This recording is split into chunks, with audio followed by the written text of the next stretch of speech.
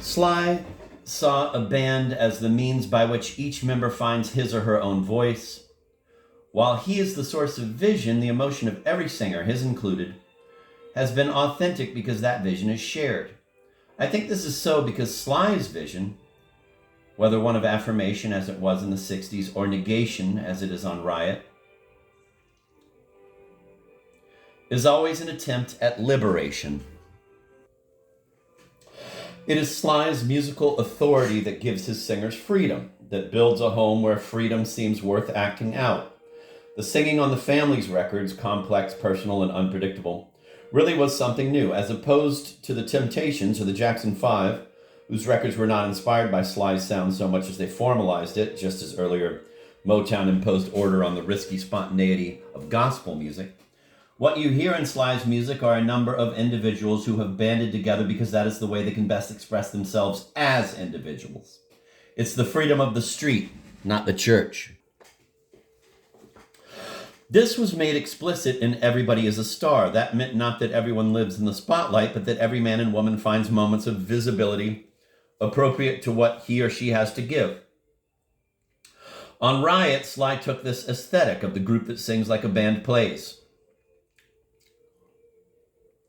away from the context of celebration, which had seemed not only appropriate but necessary, and made it the means to a dramatization of events and moods that are bitter, mocking, and scary. Voices stretch words until they are drained of their ordinary meanings, just as the guitars, drums, bass, horns, and organ reduce the sensational cliches of the earlier music to bone.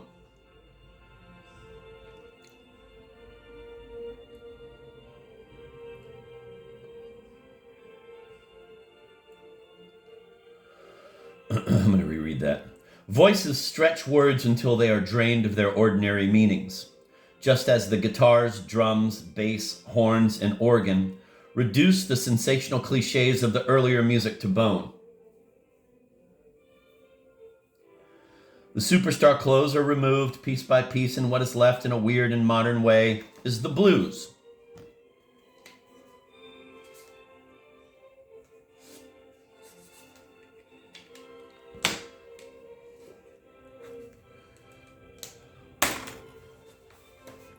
The equality is still there. No one is a star. With Family Affair, so direct in its musical impact and so elusive in its meanings, Sly comes close to a conventional lead vocal, but here he needs the isolation of the spotlight because he is singing about the need to lean on other people. Both kids are good to mom. You see, it's in the blood. Blood's thicker than the mud.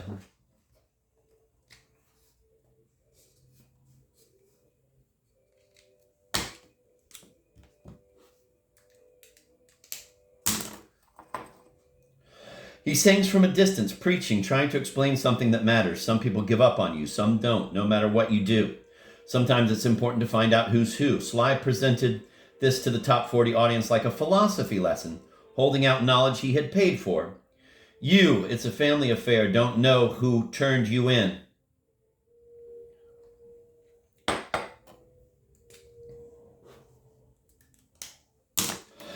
With Riot, Sly gave his audience, particularly his white audience, exactly what it didn't want. What it wanted was an upper. What it wanted was an upper, not a portrait of what lay behind the big freaky black superstar grin that decorated the cover of the album. One gets the feeling, listening, that the disastrous concerts that preceded and followed this record were not so much a matter of Sly insulting his audience as they were of Sly attacking that audience because of what the demands of the audience had forced him to produce. The concerts were an attack on himself as well, for having gone along with those demands and for having believed in them. All through Riot, Sly turned on himself. Quote, must be a rush for me to see a lazy, a brain he meant to be. Cop out?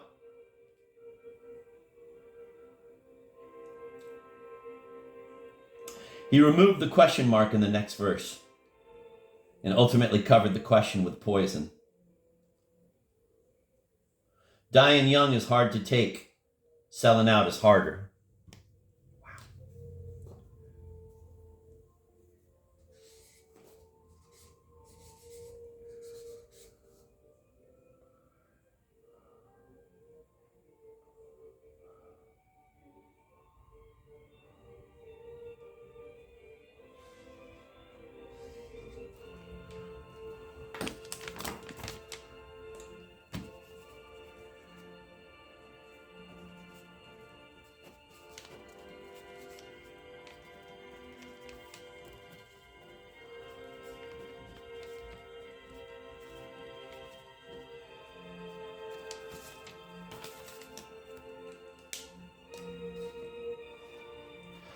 Those last words were shoved under the graveyard chorus. Quote, "Thank you for letting me be myself again." End of quote. And it is not hard to see why this record was so hard to listen to, which is to say, hard to take.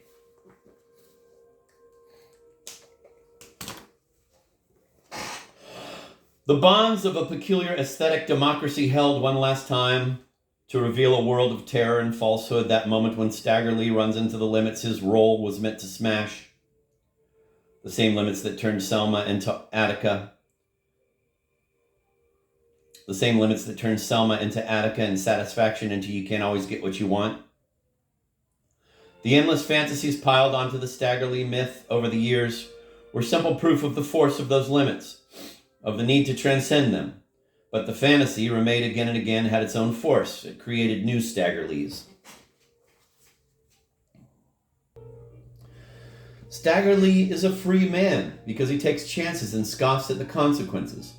Others, especially whites, gather to fawn over him until he shatters in a grimy celebration of needles, juice, and noise. Finally, he is alone in a slow bacchanal, where his buddies, in a parody of friendship, devote themselves to a study of the precise moment of betrayal.